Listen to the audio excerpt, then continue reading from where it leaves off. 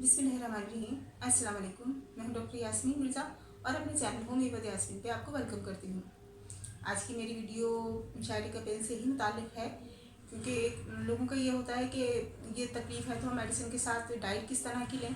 तो आज की जो है वो डाइट के हवाले से कि शायरी का पेन में किस तरह की कौन सी कंडीशन में कौन सी आपको डाइट लेनी है, ताकि आपका जो ये हीलिंग प्रोसेस है वो जल्दी से कंप्लीट हो और आप सेहतमंद हो।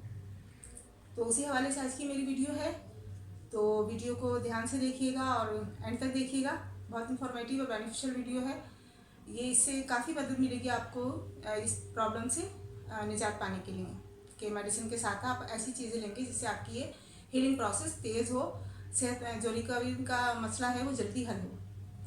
तो उसी हवाले से आज की मेरी वीडियो है। तो वीडियो शुरू करने से पहले अगर आप मेरे चैनल पर नए हैं तो मेरे चैनल को लाइक एंड सब्सक्राइब कर दीजिए और साथ लगे बेल आइकन के बटन को ज़रूर प्रेस कीजिएगा। तो वीडियो में स्टार्ट करते हैं। जैसे शायरी का पेन के बारे में तो सारी बात हो चुकी, पिछली वीडियो में मैंने आपकी पूरी ऐसी कंडीशन बता दी, क्या है, किस तरह होता है और क्या क्या इसकी मेडिसिन है होम्योपैथिक में, वो सारी बात हो चुकी है।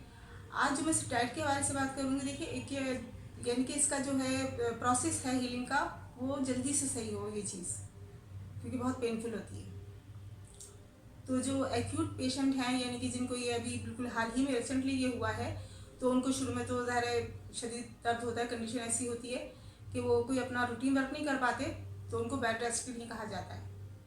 अब जब वो बेड रेस्ट पर हैं तो उसके लिए मेडिसिन जो डाइट है वो मैं जो आपको बता रही हूँ आपको इस्तेमाल करनी है, ताकि जो इन्फ्लेमेटरी कंडीशन है उस नर्व की वो बेस्ट हो और वो हीलिंग का प्रोसेस शुरू हो। तो उसमें आप इस्तेमाल कर सकते हैं टमाटर बहुत ज़्यादा बेस्ट हैं। जो एक्यूट कंडीशन है बेड रेस्ट पर जब अब है, यह इस्तेमाल करें। उसके अलावा सिट्रिक फ्रूट जो होते हैं, जैसे कि ब्लूबेरी है या चेरी है, स्ट्रॉबेरी है, इस तरह के फ्रूट जो होता है वो इस्तेमाल कर सकते हैं, किया जाना चाहिए, बल्कि ताकि आपका मसला सही हो जल्दी। और उसके अलावा जो चाय है, चाय के वैसे तो लोग मना करते हैं, लेकिन इस कंडीशन में आप चाय ले सकते हैं। लेकिन वो किस तरह की चाय वो मैं आपको बता देती हूँ कि किस तरह की चाय है। वो है कि आप एक कप पानी में 2-3 इलायचियाँ, छोटी इलायचियाँ जो होती है वो डालें। शुगर बिल्कुल नहीं डालनी है, और चाय की जो पत्ती होती है, चाय की पत्ती का पाउडर, वो बिल्कुल 1 चुटकी के बराबर, ताकि कलर आ जाए। तो उसका आप इस्तेमाल रखें।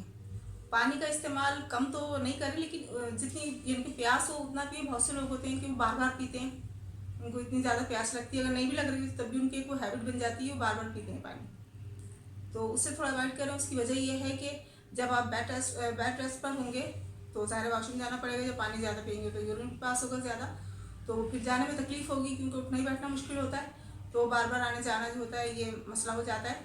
और उसके अलावा कॉन्स्टिपेशन ना होने दें, और ऐसी कोई चीज़ें ना खाएं जैसे कि ग्रेप्स है तो या पपाया है।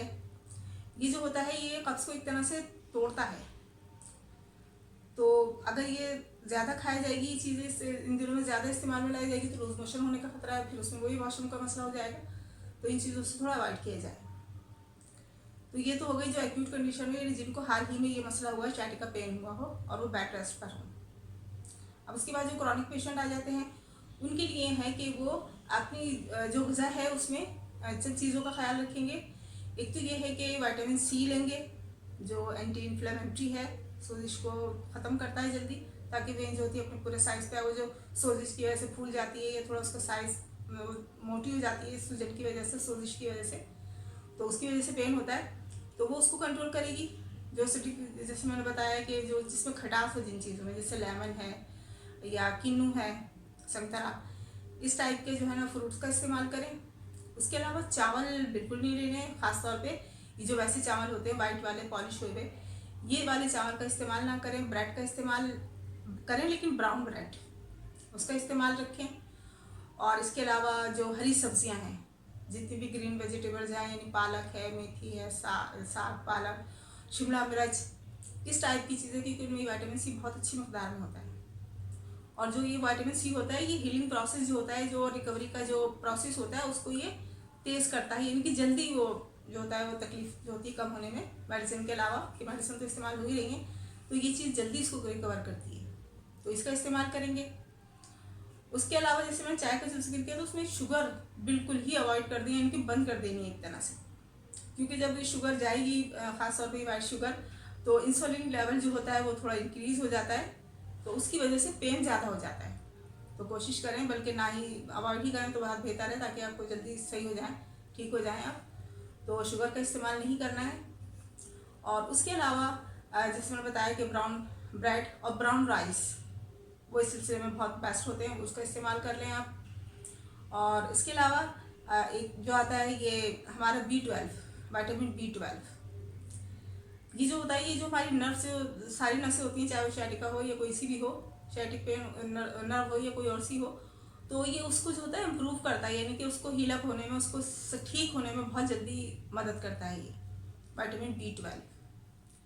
इसमें डेयरी प्रोडक्ट्स हमारी आ जाती हैं, दूध है, दही है, मक्खन है, इस तरह की चीज़ें जो है वो उस एक्यूट क्रॉनिक कंडीशन में जिनको काफ़ी अर्से से प्रॉब्लम हुई है वो ये इस्तेमाल कर सकते हैं, और उसको उनको अच्छा रिजल्ट मिलेगा, उनके दर्द में कमी भी आएगी और जल्दी वो रिकवर होंगे। तो ये तो आ गई इसकी बात। इसके बाद जो बेस्ट है, सबसे इम्पॉर्टेंट है, वो है विटामिन डी। विटामिन डी जैसा आपको सबको पता ही है कि बोन्स को स्ट्रॉन्ग करने में बहुत ज़्यादा ये मुआविन साबित होता है, बहुत जल्दी ये इनके करता है, और हमारी डाइट में इसका इस्तेमाल ज़रूरी है, ताकि वो जो डिस्क स्लिप हुई है या डिजेनरेट हुई है तो उसको भी ये कवर करता है, उसको रिकवर होने में, उसको हील अप होने में मदद करता है बहुत ज़्यादा। और इसका जो सबसे बड़ा सोर्स है वो है सनलाइट।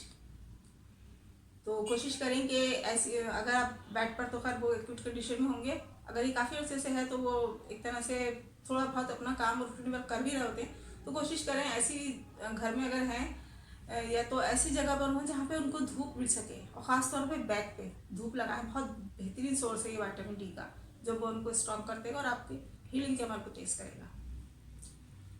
तो इन चीज़ों का आप इस्तेमाल करेंगे और एहतियात करेंगे उठने बैठने चलने फिरने में, क्योंकि वो तो वैसे ही तकलीफ़ हो रही है, पेन हो रही है, और साथ में वॉक बहुत ज़रूरी है। हल्की फुल्की करें, चाहे थोड़ा सा पैदल चल रहे हैं, पैदल से मुराद है कि घर में ही, अगर बाहर ना जा सके, सीढ़ियों का या उसका मसला हो, तो घर में ही जो है वो इस तरह से ये 2-4 राउंड ले लें, चक्कर ले लें, स्लो, यानी कि बहुत तेज़ नहीं, ताकि तकलीफ़ ना हो। और उसके अलावा एक एहतियात इसमें ये भी है कि जैसे मैंने चाय का बताया, अल्कोहल वाली चीज़ें बिल्कुल भी इस्तेमाल नहीं करनी है, अल्कोहल जिनमें शामिल हो वो इस्तेमाल नहीं करनी है। और ये जो होती हैं हमारी कोल्ड ड्रिंक्स, क्योंकि इसमें किसी ना किसी फॉर्म में शुगर मौजूद होती है जो पेन को बढ़ा देगी, तो शुगर का इस्तेमाल नहीं करें। उसके अलावा पिज़्ज़ा है, बर्गर है, इन चीज़ों को बिल्कुल ही छोड़ देना है जब तक आपकी प्रॉब्लम सही नहीं होगी। तो जब आप मेडिसिन के साथ साथ इन चीज़ों को फॉलो करेंगे तो आप यकीन कीजिए आपकी हीलिंग का, आपका सेहतमंद होने का, ठीक होने का प्रोसेस बहुत जल्दी कंप्लीट हो जाएगा। उसके बाद आप जिस तरह भी लाइफ अपनी गुजारें, अपनी पसंद से गुजार सकते हैं, खा सकते हैं सब कुछ, लेकिन इस दौरान में इन चीज़ों का आपको ख्याल रखना होगा। तो जो लोगों की जो कंप्लेन थी कि क्या खाएं, किस तरह खाएं, तो इस तरह का चीज़ें खाएं। इसके अलावा रात में जो होता है थोड़ा लाइट फूड लें। लाइट फूड से मुराद है कि आप जो ब्राउन राइस होता है उसकी खिचड़ी बना के खा लें, या जो मूंग की जो दाल होती है ग्रीन वाली, उसको बॉयल करके उसका सूप बहुत ज़्यादा ये एनर्जी देता है और खाने को हजम भी जल्दी करता है, तो यानी कि डाइजेस्टिव सिस्टम भी इससे सही रहता है, तो उसका करें। उसके अलावा जिनको ऑलरेडी कब्ज़ की प्रॉब्लम है तो वो सोते वक्त, सोने से यानी कि थोड़ी देर पहले इस बाउल जो होती है वाइट कलर की छिलका जिसे कहते हैं इस बाउल का, वो पानी के साथ रोज़ाना इस्तेमाल में रखें ताकि कब्ज़ ना होने पाए।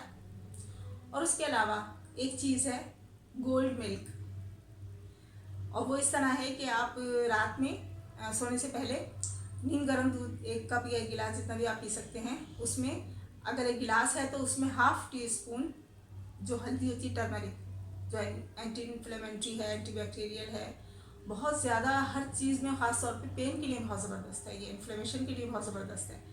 इसका इस्तेमाल रखें, रोज़ाना रात में पिएँ, ये 1 कप पी लें या 1 गिलास पी लें नीम गर्म, और उसमें अगर गिलास है तो उसमें ½ टीस्पून डालें, और अगर कप है तो उसमें 1 चुटकी बराबर हल्दी डाल के उसको मिक्स करके नीम गर्म आप पिए।